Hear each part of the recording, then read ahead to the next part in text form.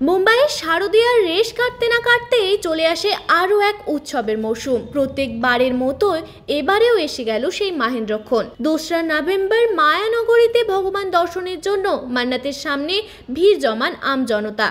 আর রাত 12টায় মান্নাতের ব্যালকনি থেকে হাত নেড়ে ভক্তদের তৃপ্ত করেন তিনি নান আদার দেন সুপারস্টার শাহরুখ খান।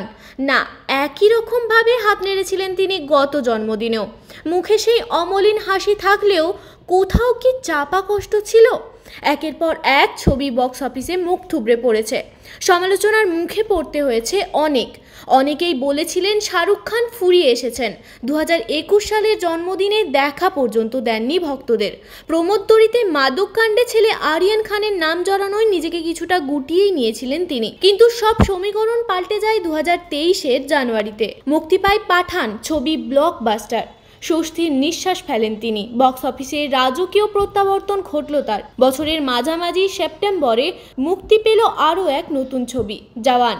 অগ্রিম বুকিং ছবির আয় ভেঙে দিয়েছে পুরনো সকল রেকর্ড। একই সঙ্গে তিনি বুঝিয়ে দিলেন কেন তিনি বলিউডের বাদশা। তিনি শাহরুখ, তিনি ফুরিয়ে যাননি। তাই এবারের জন্মদিনে হাত নাড়াটা মনে হয় একটু আলাদা। 2রা নভেম্বর পা দিলেন 58 বছর বয়সে। তার জন্মদিন পালন করতে, তাকে শুভেচ্ছা জানাতে তার বাড়ির সামনে 1 নভেম্বর রাতেই পৌঁছে যান অগন্তি ভক্ত। তাকে এক ঝলক দেখার জন্য ঘন্টার পর ঘন্টা অপেক্ষা করেন মান্নাতের সামনে।